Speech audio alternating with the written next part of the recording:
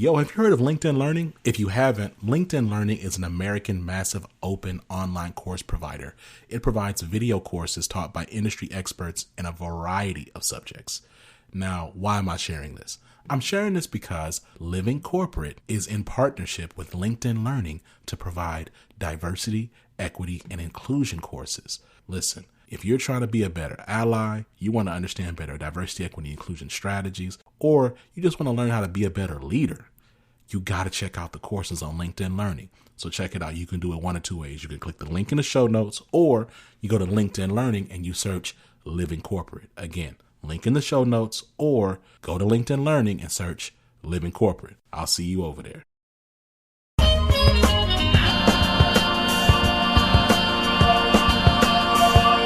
Hey, hey, hey. Happy Saturday. Good morning and hello, everyone. Welcome to the new group chat, Radical Change with Vonda Page. I am your host, and I am so happy and excited today to have with me Dwana Franklin Davis. Hello, CEO of Reboot Representation, and we're going to have an amazing conversation. Hopefully you can hear the tunes in the background. That is my daughter, Morgan Reese, her fourth single called Not Cool Anymore. It's out right now on iTunes, Spotify. You can check the video on YouTube. It's everywhere, Amazon. So, support and, check her out. I'm looking forward to today's conversation because we are going to get into some tech topics. And before we, really start getting into the key reason that I brought Dwana on today, let's talk about the tech news. So first, before we get into that, how are you doing in New York? How is the weather? How the week treat you so far? Ooh, the week was a busy, crazy, intense week, both in life as well as what's happening in the world. But we all know that, right? I'm based in New York City, everyone down at the bottom of the island in the financial district. It's fully fall here now. The high today is in the upper 60s. So it's a nice fall day.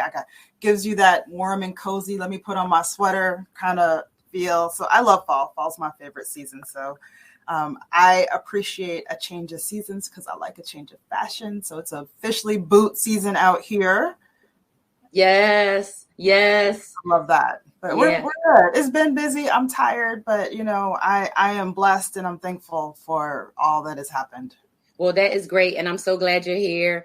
Most people know I am here in Portland, Oregon. And fortunately for us, we get to wear boots basically from September through May, because, it can rain at any point in time and we can get 40-degree shifts in weather. So right now it's 40 something.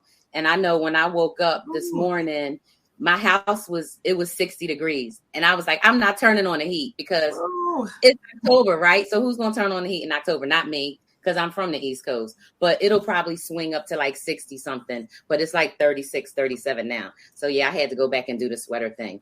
But this week with the news, the tech news specifically, the whole world is, going on, right? And we know all of that, but I'm laser focused on tech. You're focused on tech. And I want to talk about three things before we get into stuff. And the first thing I want to talk about is the really good news about the news about the no more non-disclosure agreements. So I am super excited about that. I was so happy about that, Jimmy Joint. I had to print it out. You printed it. I printed it out. I don't mess around. Okay. So let's talk about that for a second. So in case people have not heard about it, California legislative session that's currently in session passed Senate Bill number 331. And this bill, for those who may not be familiar with it, is all about settlement agreements. And a lot of people, especially those of us who have been in tech, who have worked in tech, especially in large corporations, you may have had to sign some sort of agreement they may have different names to them, but some sort of non-disclosure type agreement that says if you've worked at this company and you leave, you can't publicly talk about harassment or discrimination or anything like that. Well, this new law that the governor just approved on the 7th, is he basically said that now that's prohibited. So companies starting January of 2022 cannot tell an employee, even if you leave here, you can't disclose unlawful behavior or things like that. So I want to just take a few minutes and just talk about, so the culture of technology, right, is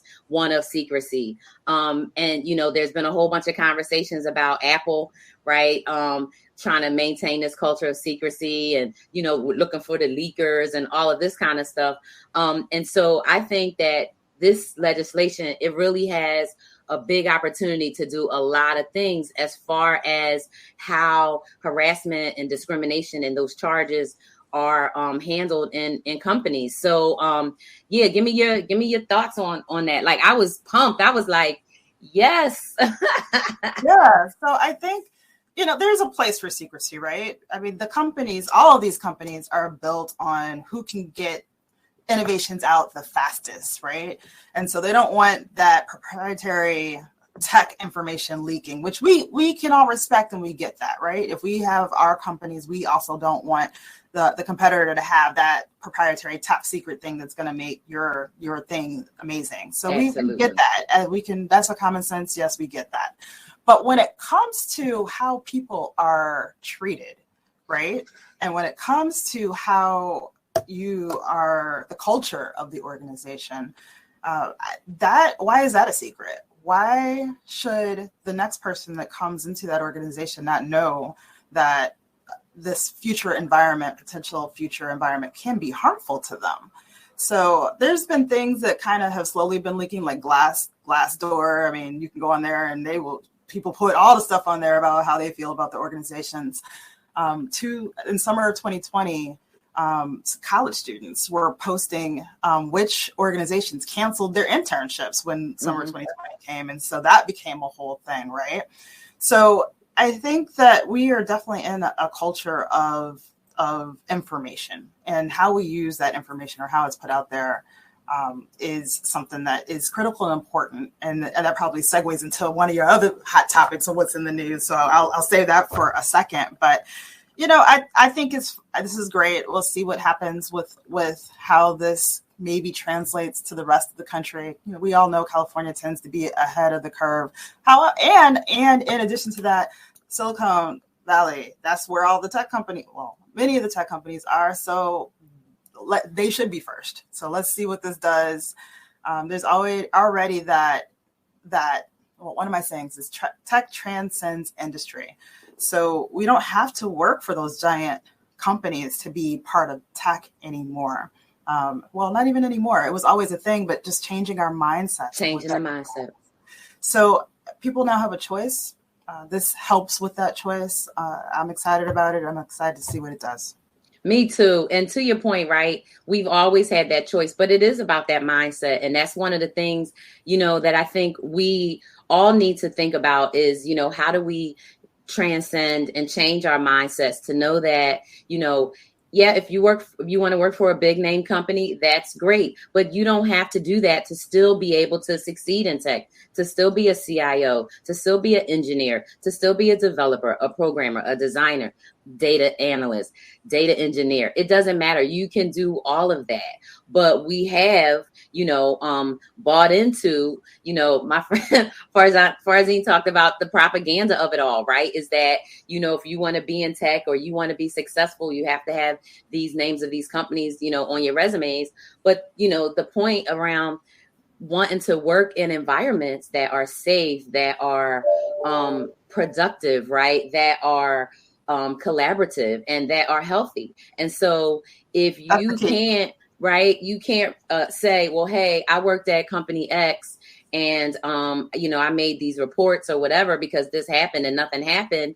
And then the next person goes in and the next person goes in there and the next person goes in there. Right. So, removing that veil of secrecy when it comes to how people are treated, that is key. I mean, of course, I don't think, in some instances, yeah, you might hear about companies stealing intellectual property, one little, but that's not the thing that they're trying to hide, right? What they're trying to hide are public reports. What they're trying to hide is a conversation around treatment that people don't like, right? And the lack of accountability and or action around that treatment, right? And so I think those two things are key, that accountability and that action. I think that especially in larger organizations, you're going to have both amazing leaders and managers and some that aren't so great. And so don't let those not so great leaders and managers ruin what the culture of that organization could be. So that accountability that you just said, how is the organization now responding to that leader or manager that has created this environment that doesn't represent the culture that the organization is trying to breed and foster, right?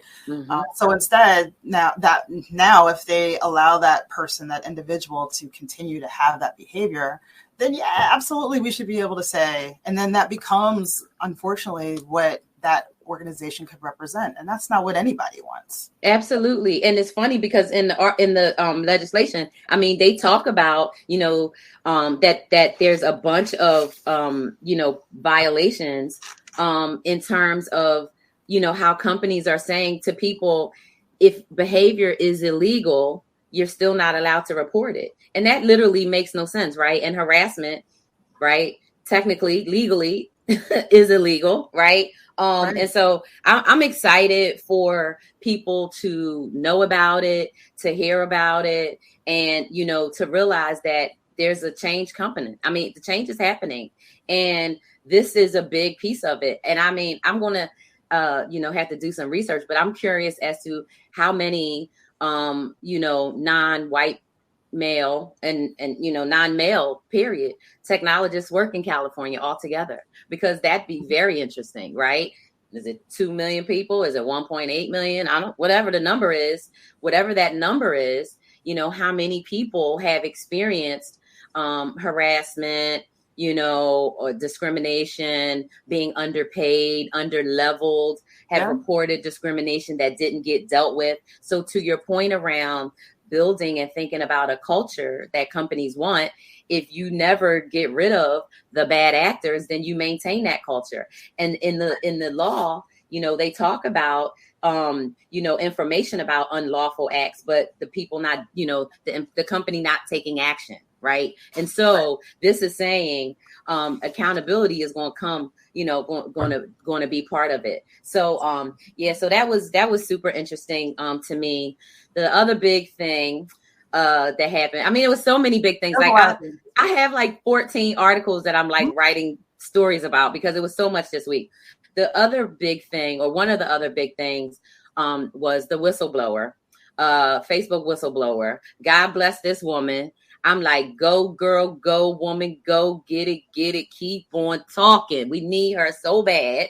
I've been following Facebook since it was invented, and I only stayed on it maybe the first year and a half or so, 2 years, and I was like, oh, this ain't going to look good. I'm back on it now because of business, you need to be on it.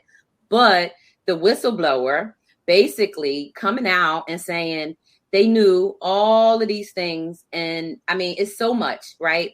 The stuff with the foreign governments and the vulnerabilities, right, that we know exist. All the other stuff that she's going to testify about, the insurrection, right, on January 6th. She's going to testify about other stuff.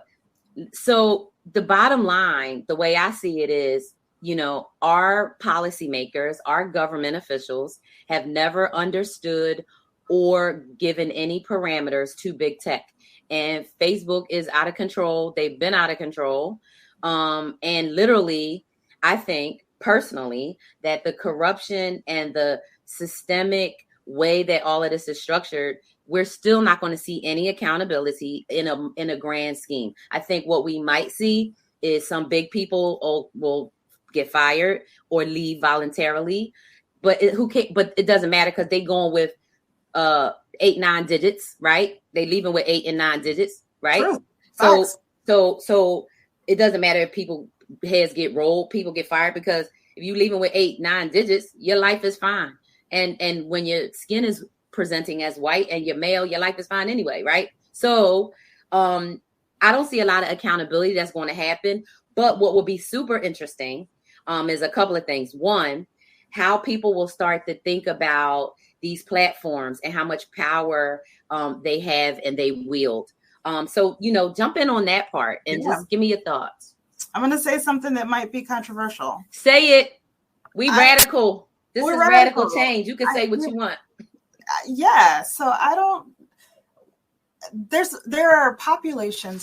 There are people in our population that need to be protected, right? Our children. We need to protect our children because they don't yet know. They're learning and growing, and their minds are still formidable. So we got to do things to protect the children. Our elderly. We have to do things to protect the elderly. They did not grow up in this digital space, and so there are things that they are not as familiar with. But for the rest of us, I would like us to apply a little common sense. I'm gonna call it common sense. Critical thinking, common sense. Yes. And so I'm not mad at Facebook. I mean, Facebook is doing what Facebook was meant to do. Facebook is making money. I have friends that work at Facebook, and make money. Make your money. I'm not mad at that.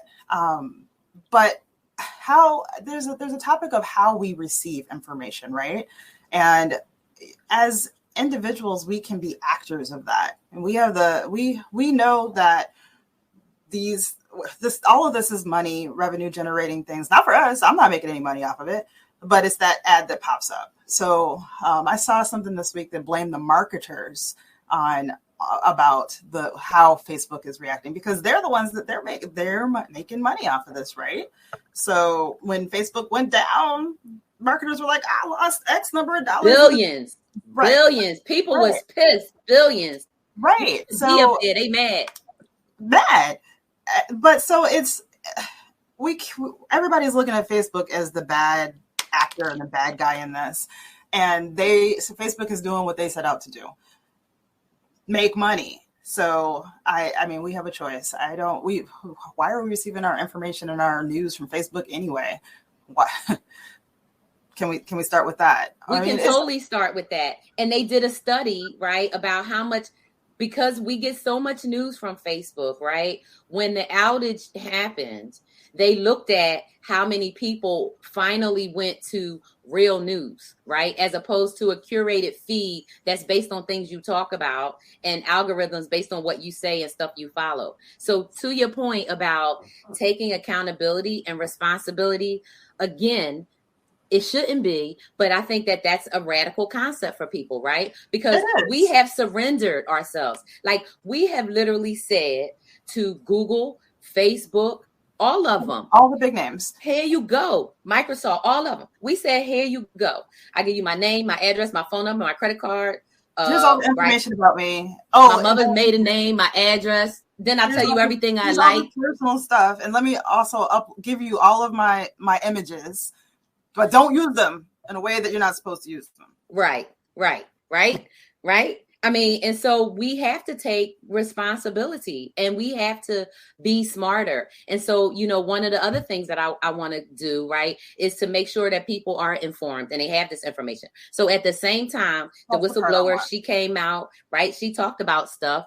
At the same exact time, there was a 1.6 billion person data breach, right? So we only have 300 and now 20 something million people in the United States, because we had 330, but people are dying, right?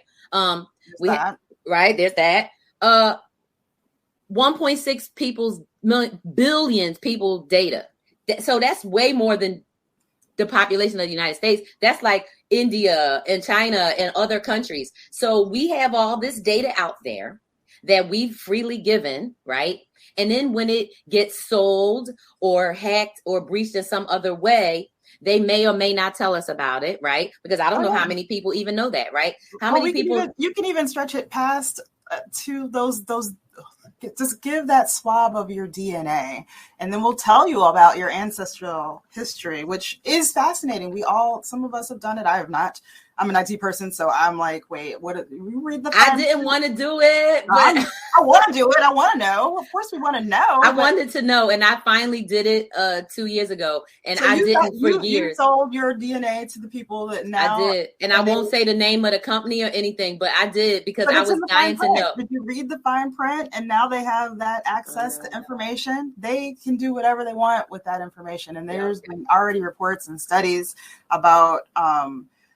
People then them using that DNA for, I guess we can call this good if there's like a murder case and they want to do, and the person has in there. So that would be, I guess, a good thing. But then they use it and sell it to the drug companies. And now you're getting solicitations for these random drugs, prescription drugs or what. I mean, so there's good and bad with everything. But the point is that you have a choice on whether you want to give that information or not. Whether you want to, is the trade-off worth it to you? And as individuals, we have that choice. But again, I'm going to go back to, we got to protect the children because they don't know. Let's protect the elderly because they may not know. And then everybody else, it's a choice. Yeah. It is. It's so much, and it has to. And with choices come responsibilities, right? And so I think the thing that's interesting about it also is, right, when you think about people who. I want to segue a little bit now into access, right? And then we can get into the other part of access. So when I think about one of the pieces that came up this week was around how executives, in Facebook and Instagram knew years ago, right, that the harm, right, that would be done to the teenage and adolescent brain, right, as they are, getting into social media and this and that. And me having a daughter that's 19 now, I remember it, a few years ago, I was like on it. I was taking that phone and looking through that phone and doing, and she was getting upset and mad, but I didn't care because as a parent, right, that's my job, right, to be doing it. So we have a whole set of circumstances and a whole thing that is available to people that have access, right? So this is a privileged group of people, right? Regardless of skin tone, regardless of economic or type of job, right? Then you have the rest of the world, right? The rest of the society and the communities that don't have broadband. My friend Alan Wong, who is the, executive director of Prairie STEM in Omaha, we had conversations about digital redlining. This week, we had another conversation about, there's different organizations trying to do the same thing. But then as soon as they get to these companies and say, hey, where's the support? Where's the champions? They won't be there. And so there's another issue with how access is controlled. Yes. And I believe that is another intentional thing, right? Because access to information, to real information, like the New York Times, like maybe, Associated Press, or like maybe Reuters or BBC or The Guardian, or I don't know, any kind of real newspaper, maybe Nation, I don't know, right?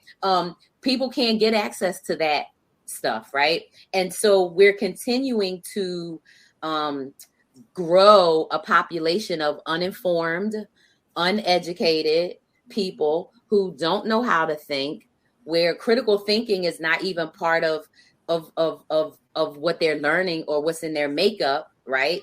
Right. The messages that they're hearing are very targeted, right, and streamlined to what they need. And that's creating a bigger and bigger disparagement. Right. So I see this whole, equity and access thing across a whole spectrum from that tech is responsible for making worse, right? Because we know that they have plenty of money that we could have had internet, like electricity in this country. Well, the problem is that it's monetized, right? And so how do we exactly that? So broadband should be standard like water. It like should water. Be, you get water that comes into your house. We need that to survive. We need that to thrive. We need clean water, right? So we had the thing with Flint, Michigan a few years back. Flint is all over this country. We have Flint, Michigan's all Portland, Oregon has lead in water. All over the country. New Jersey has lead in the water. I mean, there's places all over poor neighborhoods that have lead. So we deserve clean water. So we also deserve broadband. And I think that was also, that was not a secret, but there was a spotlight that was put on it at the height of the pandemic, because they were like, okay, let's get tablets or Chromebooks they was giving kids. Chromebooks to kids. All right, that Chromebook does no good if they don't have broadband access. It's a paperweight if there's no access to internet. So it still was not helpful. So I think that organizations are trying to do more, but they're still trying to not lose money. It's because we've monetized it. So how do we get past that? There were stories about, parents that hadn't paid their cable bills, and so they were holding hostage the internet access, and then the children couldn't be online learning. So that's an issue. That's a problem. That has to have some government regulation to figure out how that becomes as standard as clean water. Absolutely. And I think about for me, right, that segues into the leadership and the decisions that are made within technology companies. Because we know that the big companies, not just the tech companies, but the big companies, they're the ones who run our government, right? They're the ones who pay the politicians, who fund their campaigns and all of that. And they drive the decisions that the politicians make. How do all these politicians who their salary is $450,000 a year, they work for 5 years and they be a multimillionaire? Well, because they take in donations from all of these companies. So I look at it as like a giant ecosystem, right? The technology ecosystem. And part of it is the piece we were just talking about, right? Where the infrastructure that needs to happen in order to have free, wide scale, all around broadband access in the United States, that could have happened years ago. Microsoft, Apple, Facebook, Google, any of them, right, could have worked with anybody else. Barclays, Wells Fargo, they could have, anybody, Mr. Bezos, any of them, they could have made this happen years ago. They could be working on it now. Our government could say, if you have this much market share, you have this, right? The number one search on Bing is Google. So if you have this much market share, this much influence, this much whatever, you have some responsibility to the populace, to the citizenry, right? So right. I think that and I'm not blaming it on the politicians, I'm not blaming it on companies, but the solution, in my view, it lies within holding the tech companies accountable to do the right thing. And I think that only can happen when leadership shifts, which is why the main reason that I wanted to talk to you is about reboot representation. Because in my view, because I've been in technology 30 something years, I know that women will make different decisions in leadership. I know, I could tell you as CEO now of my own company, even though I only have 4 people, right? But I know that if any person ever got accused of sexually harassing a person, touching a person, inappropriate word out their mouth, we're going to have a talk.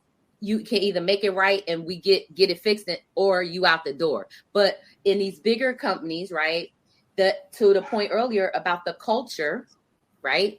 The culture is what the leaders make it. But I think if we had a culture where 50% of the leadership were women and people were look like the population of human beings that exist, that same stuff wouldn't happen. Just like I believe if women had half of all the leadership positions, we wouldn't have all this exploitation of children and women. We wouldn't have it. We wouldn't be fighting for the right to vote still, right? Mm-hmm. I mean, the equal rights, right? For women. We wouldn't be fighting for equal pay, right? So let's talk about inside of tech, what is going on and what stuff needs to happen, because it needs to happen. There's a lot that needs to happen. I mean, one of the key things that you just said is that if insert company there, if the organization reflected the population and the community that they serve, it would have a different feel and culture, and different decisions would be made. To go back to what you said about government, right? What if our organizations disclosed to their employee base how they were supporting political decisions? Some organizations have a pact, and some individuals have that choice to, to be able to donate to that. But do you have the right? Are they also telling you these are the political things that we're supporting? These are the views. We saw a little bit of that with January 6th. And how we saw some companies pull out because of that. And I think that was the first. There were probably 10 companies that were like, we're going to pause on this. And it was very visible and very public. But outside of that, do we have visibility to the company that you work for? How are they supporting politicians and influencing legislation? So that would be my first. Let's see if you can make that happen as an individual. If you're going to give to that PAC, then you should know how that money is being donated, how it's influencing direction and change. That would be my first call. And then, so reboot representation. Let's talk about that for a bit. I am celebrating my 2-year anniversary this month. 2 years being CEO of Reboot Representation, and I am so honored and thrilled to be the one leading this charge and this cause. And our mission, for those that are not familiar with us, we are a coalition of amazing companies that have come together to double the number of Black, Latina, and Native American women graduating with computing degrees by 2025. Yes. But the reason why we even exist. So let's go to that. There was a survey that was done of amazing, air quotes around that, leading companies. And those organizations represented about $500 billion in revenue, $500 million in philanthropic giving. And we wanted to understand what they were doing with that philanthropic giving. Because in the media, this is 2017 now, the media, there was lots of stories about, hey, news, these companies are investing in women. And so back then it was just women. The world has shifted. Do we focus on people of color or do we focus on women? And it shifted to focusing on women. So we're focusing on women. We need more women in tech. So, okay, it says you're investing in women in tech. Let's see. So $500 million in collective philanthropic giving. Those companies were only spending 5% of that money on women and girls in tech. 5%. That's it. And it gets worse. Those organizations were spending 0.1% on Black, Latina, and Native American women and girls in tech. So pause. No, let me give you the full number. Let me give you the number. So $500 million in philanthropic giving from 32 companies. 0.1% of that is only $335K on Black, Latina, and Native American women and girls. That's it. And so you have all these organizations that are like, we're investing, we can't find them, we don't know. And then their philanthropic giving was not matching. So yes, that number is pause worthy because you can say they were spending nothing on it, but they all wanted to complain that there was no, we don't know where they are, we can't find them, et cetera, et cetera. And in addition to that, the pipeline really was shrinking. So there's those who are going to argue that there's no pipeline issue. Yes, there is. You can look at the public data, IPEDS numbers, which is anybody can search through. It's a pain, but you can search through it. And for 2017 numbers, when we were looking at all the reports, trying to understand who's graduating with computing degrees. We know that computing and tech is the future. Who's graduating? And 4% of that graduating population were Black, Latina, and Native American women. That's combined. Combined, 4%. And that number was down by about 40% over the previous decade. The numbers show it was steadily decreasing. And that number wasn't projected to double to 8% until the year 2052 without interventions. So that's why Reboot exists. So Reboot exists to help solve for that very specific portion of the pipeline of Black, Latina, and Native American women. So and again, I'm going to be very specific. That's our target population. There are other populations that are also underrepresented in tech, but that BLNA, as we say for short, BLNA women are the least represented in tech. And so there's a saying that many of you probably have heard, rising tides raise all ships. So we're going to focus on the least represented in the population. And that's going to raise and elevate everyone. So reboot representation. Companies, tech companies who are like, yes, we should do more, be better. We have a ways to go. They have joined the coalition at various tiered levels. And then my team, we align and partner with nonprofits, and that can include higher ed institutions. And we invest in programs and initiatives that are in alignment with our mission, which again is to double the number of BLNA graduating with computing degrees by 2025. So we're here to fund underfunded organizations that are going to make a wide impact across the country. We're not focused outside of the U.S. We're very U.S. focused. Many of our companies are global companies, but they also recognize this need within the U.S. So that's why we exist. I'm happy to say that the numbers are increasing. So this is year 3 of the coalition. And we can look at the data, the numbers are increasing. However, that percentage is not increasing. So what that means is not just BLNA women and girls are like, ooh, there's this thing over here called tech. I should look at that, which we need and we want. But other people are also like, ooh, tech is definitely the future. Let me go over here and make sure that I'm part of that. So we need more of that for our Black and Brown communities so that they can have an active part in the future. Not just for jobs, because we know jobs are important and that we know that there are many ways into tech. So with boot camps and apprenticeships, there's no one pathway into tech. With Reboot, we're also trying to set up those baseline credentials of that baccalaureate degree so that they can also be those future leaders. And if they choose to be in corporate America, they can have the opportunity to rise into those leadership roles or go on and be entrepreneurs. But when they look at that resume, you've got that check mark credential. And we need them to go on and get master's degrees and go back and get PhDs, because there's also a deficit of Black and Brown women doing those things. And we need to go back and be educators and guidance counselors, because we need to see ourselves in all these places and help influence that next generation of amazing Black and Brown people so that they are not left out of the future.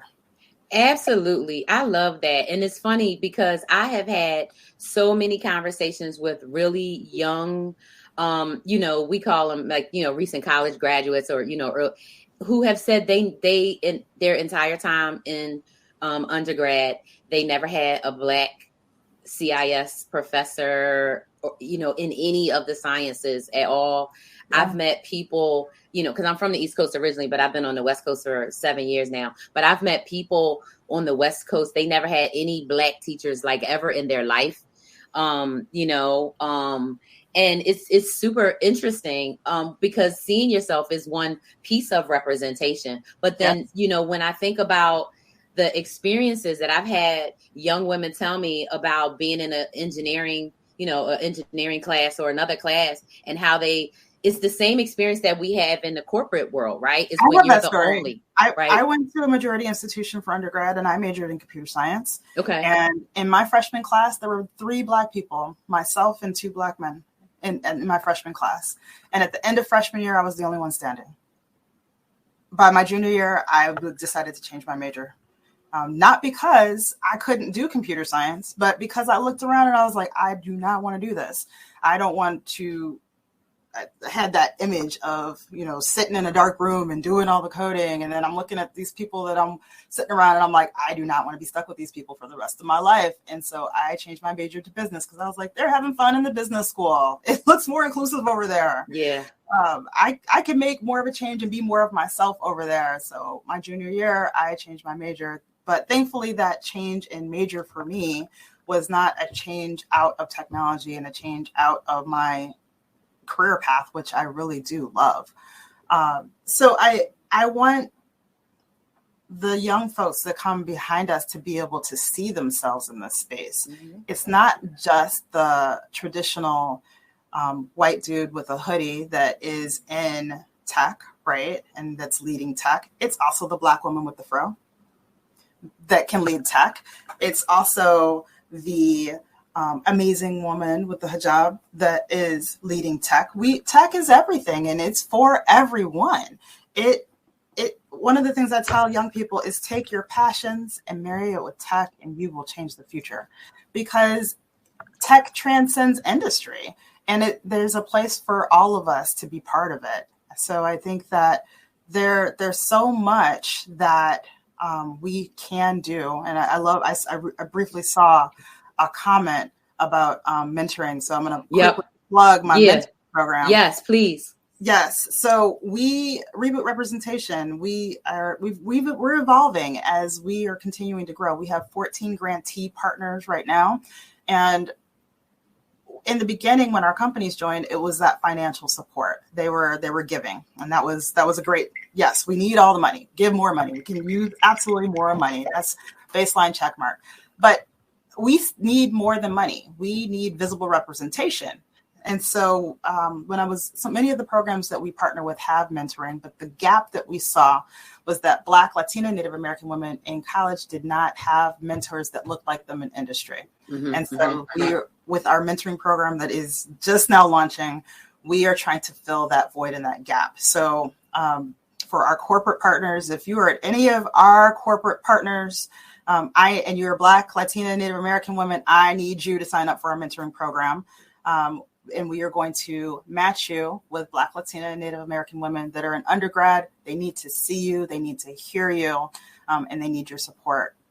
I love that. I mean, I think about that all the time. And I've done a couple talks on mentoring and sponsorship. And I started mentoring at a really young age. I actually started mentoring when I was in high school. I mentored middle school kids and high school kids. And then it continued. And even when I went to college, we had programs with schools. I went to Temple, and we had programs with schools in North Philly. And we would, we like sponsored a whole school or a class in a school. Like a bunch of people had a school, and you might have, we like 8 people might have one class or whatever. So I've gotten into the habit of it because it's really, really important, because there's literally no way, right? A new young person, especially woman, especially Black, Brown, Latina in tech, trying to navigate that and trying to figure it out after, already having probably traumatic experiences if they did go to a predominantly white institution for college,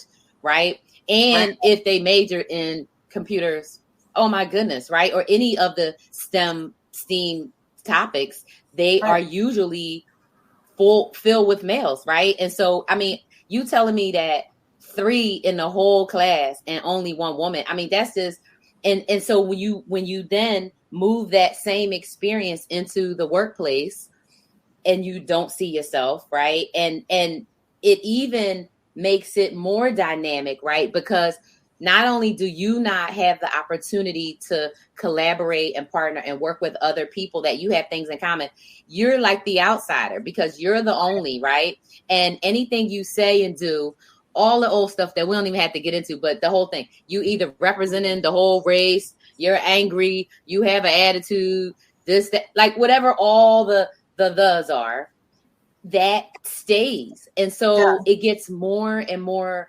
difficult the fewer resources and people and support system that you have. So it's definitely critical. And I think, mentoring as young and as early as possible. And people can start that journey early, right? If a person is in high school, they can mentor their own sibling or a neighbor or a cousin, right? And keep it going. So I think that's huge, and that's a really big deal. I'm looking. I want to hit to some of the comments. One of the things I'm thinking about, is how are you helping companies understand that it's it's not that there's a lack of people or that there is a lack of skills, right, that Black and brown people have, One thing I know that a lot of tech companies do is they go to specific pools, right? So they are specifically looking at, the Ivies and Stanford and MIT, right? Or, a couple others, maybe Caltech or whatever.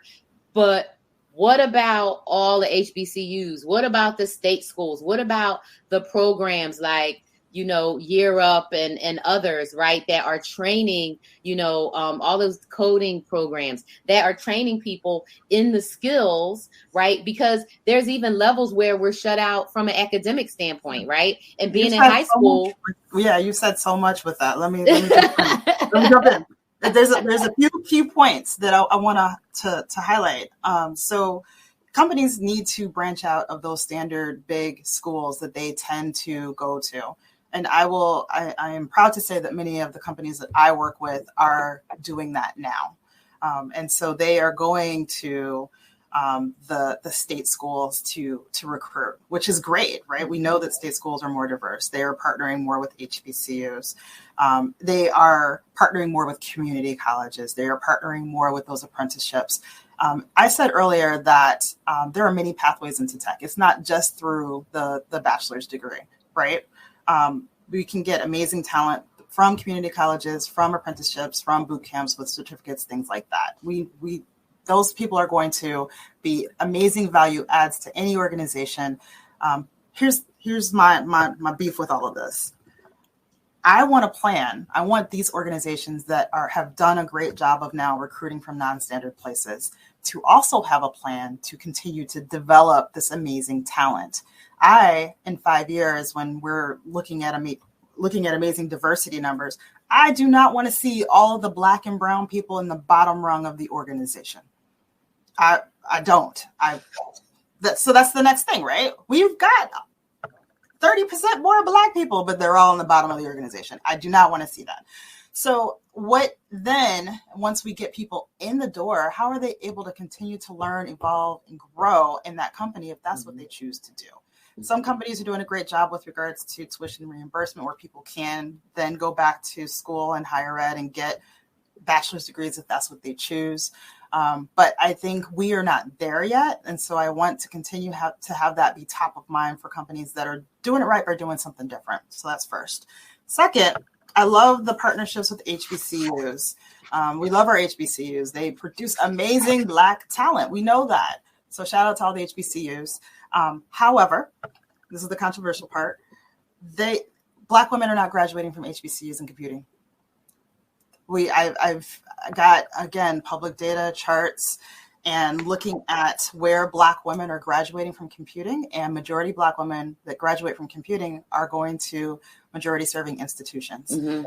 So my fear is that when you have said company that's like, I partnered with this HBCU to get my Black talent, and that's not a significant place where Black women are graduating from computing, and then they try to put them in these roles that maybe they're not prepared for or ready for, or they put them into other roles that are less technical. Mm-hmm. So I'm going to just say like a project management role. There's nothing wrong with project management, but that does not have as much earning potential as those technical roles.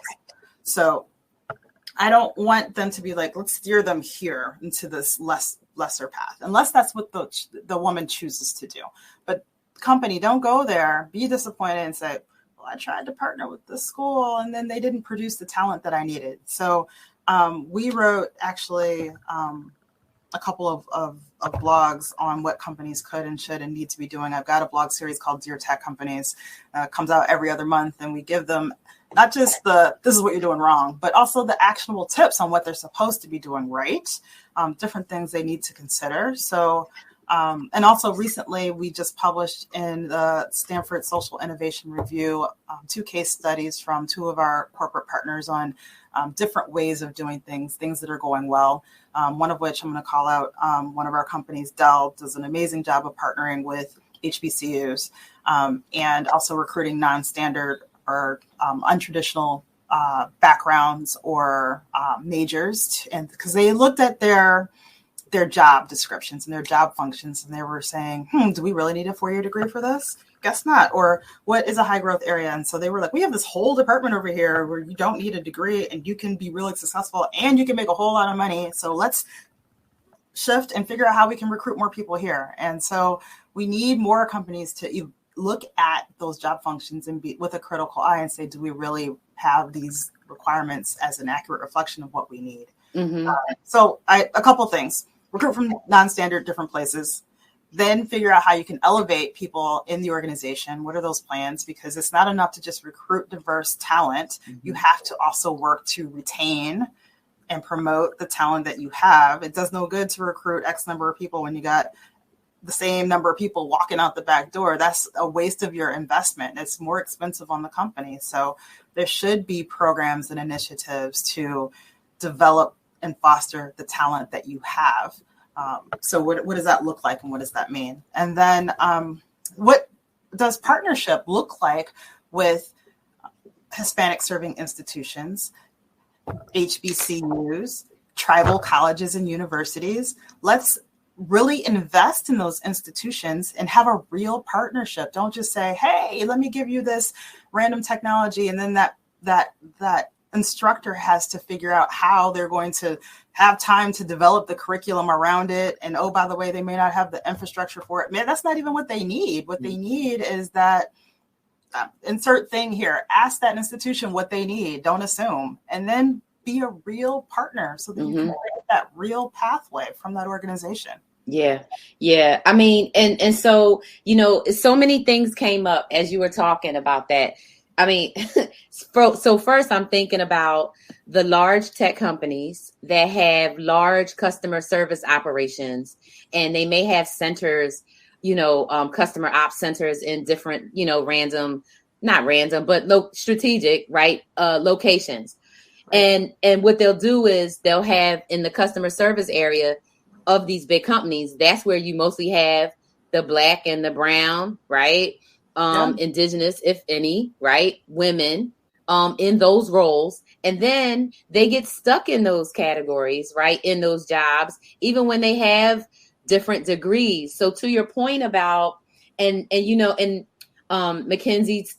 does it every year, the Lean In study, right? And they talk about that bottom rung and how many start there, and you go up and up, and hardly anyone makes it. The point that I thought, that's a Black or a brown person or woman. The point that I thought was really interesting as you were talking, and I was thinking about, if Black women aren't getting CIS or other STEM degrees from HBCUs, and they're getting them from the PWIs, then that means they're in the same exact candidate pool as white guy with the hoodie, right? And so if I'm the hiring manager and I'm a white guy who was wearing a hoodie 15 years ago, I'm gonna hire the person that looked just like I looked 15 years ago. That's what I'm not gonna hire this Black person who I don't even know anything about. I didn't even know Black people did technology or whatever they believe, right? Because they don't ever see us. So we really have to put a sincere focus in, right, on supporting it. So let's talk about, that we can get into some of the chat, because Dawn and Eric and everybody, we having a lot of good conversation in here, talking specifically about the non-traditional places to get talent, right? And when you think about technology, I see it as being much more accessible for everybody to be able to use, right? And take advantage of, if we had the right infrastructure, of course, because of the portability of it, right? As opposed to, like, I think about, like some of the trades where you can't just do it, like I had my house painted. That's a thing you have to go out and do, right? But if you have some sort of tablet, some sort of device, right, there's other things that you can do to help people on board to technology and learn technology. And so having those those resources and those systems and that bigger way of thinking about it, I think is critical. What are some of, in addition to, the people talking about the sources of where to get these, these candidates, and the other issue around once they get into the environment, right, and get into the company, if they are the only, what are the challenges that the companies are saying that they're having, right, with the retainment piece of it? I'm curious about that part. I don't know that or the companies are there yet, Okay. right? So there's a couple things. I'm big on data. And so whether we're talking about programs that we're investing in, or we're talking about these major corporations, the first thing is we can't create any programs or initiatives without understanding the data. So we need to, one, collect the data. Mm-hmm. Two, it needs to be disaggregated by race and gender at the very least. And so let me just break that down for those that haven't seen it. So sometimes when you say you look at a program and have a visual and you say how many men and how many women, and you may say, okay, I've got 30% women and I've got 70% men. And so we need to work on women, which is what's happening, right? We need to work on women. Let's get 50-50 women, right? And so that looks like, all right, what does that look like? And so then another way to break that down is let's break that down by race. And if you say, okay, we have 40% Asian and 40% white, and the remaining is all the other stuff. Mm-hmm. All the other races. Okay, so we know that we have predominantly white and Asian people. This is not a secret, in tech especially. Nope. And then, everybody else falls in the middle. So, you may look at that and be like, all right, so the main thing we need to work on when you look at these two charts separately is we should probably focus on women, which is what happened for a very long time. But when you start really breaking down that data and you look and you say, wow, we only have, when you look at that 30% of women, and the majority of those women are white and Asian, and mm-hmm. It's even fewer everybody else. So how do we really design programs and initiatives? How do we know what we're investing in? How do we know what we're solving for if we don't truly understand the data? And so by minimum, disaggregated by race and gender. And then if we're talking about our corporate partners, let's also break that down by job function and level. So then we can see, all the Black women are at the bottom of the organization. All the Black women are the admins in our company. Mm-hmm. You walk in and you see the receptionist, she's Black, and she counts in the numbers. But so let's also break this down by job function, level, race, and gender so that we can say this is what we need to solve for. Are we doing this with our candidate slates? So we know when we are interviewing for jobs, what our candidate slates look like. Is that actually diverse? Do you have, I hear organizations saying, well, we can't move forward with the candidate slate unless we have at least 2 women that are interviewed. Okay, well, you've just interviewed a bunch of white dudes and a white and an Asian woman. Right. So that was a first step, but that's not good enough. So we need to get better with that. And then here's the thing, exit interviews. Are we doing exit interviews at all? Are you doing it? Some are. But then what are you doing with that information?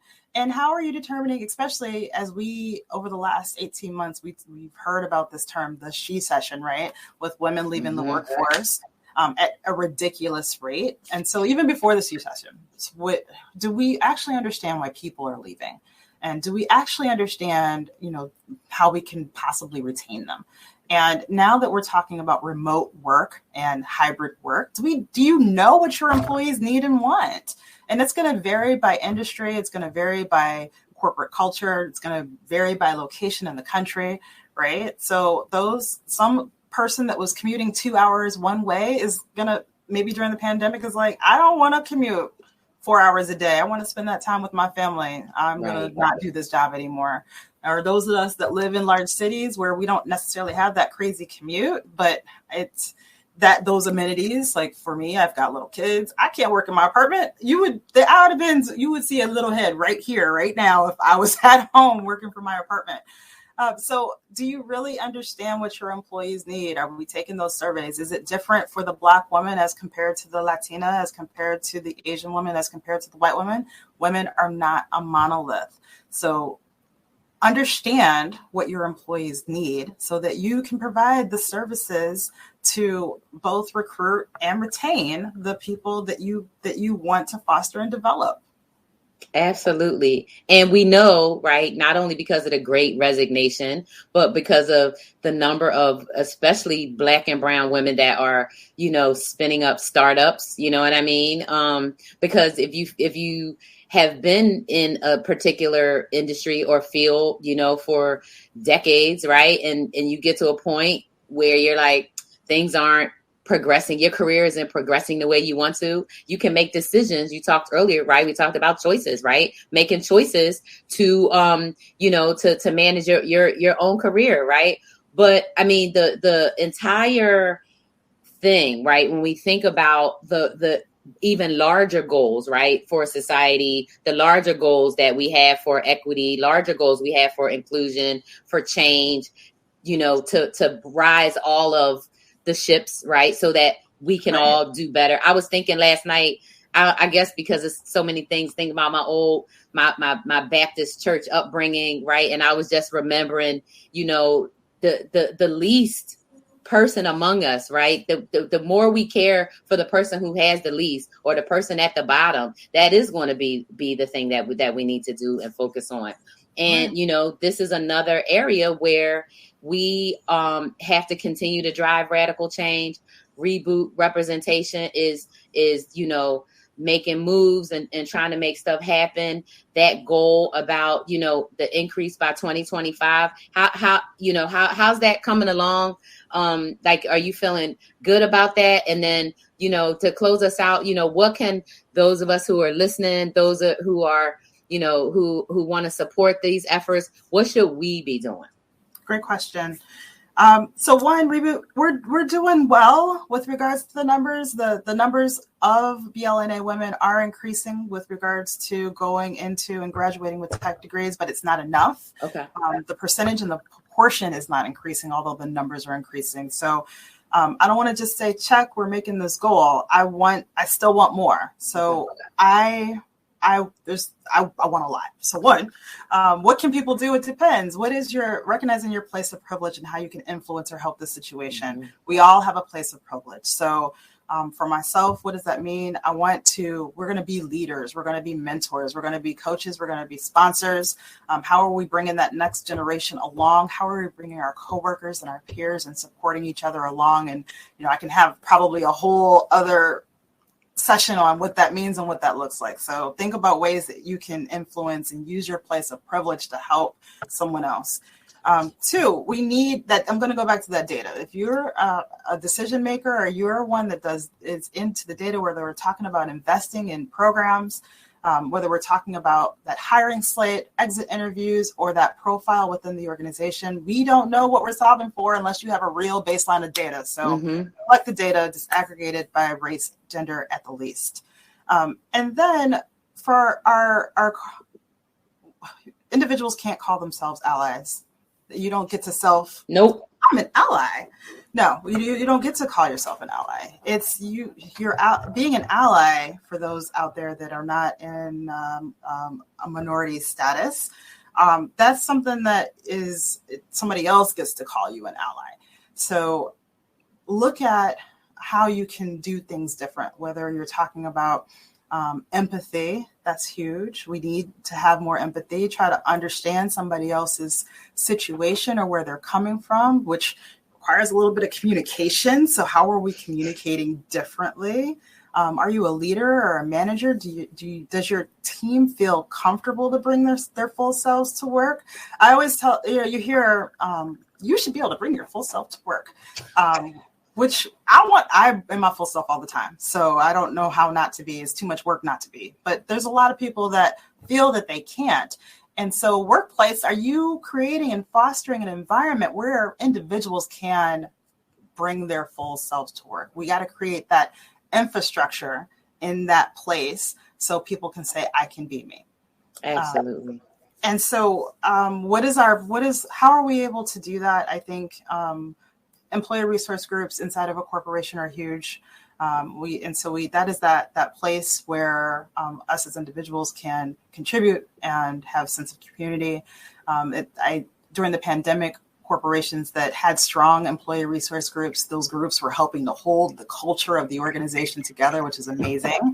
But hey, leaders, let's not just rely on these resource groups to hold the culture together. Let's compensate these leaders of the employee resource groups in some way, right? Because they are doing this extra volunteer job outside of their day job, outside of what they get paid for, holding your culture together. So how are we compensating them for that? Mm-hmm. And so there's a lot of I can talk a whole couple other hours. But we can talk and we can get back on and we can talk more stuff. I loved it. I'm like, man, it's after time, but it went so well. I have to thank you again. I mean, and these conversations are important and I'm going to keep on having them. There's no controversy. I think the only controversy is in silence, right? Is not bringing these things to the forefront.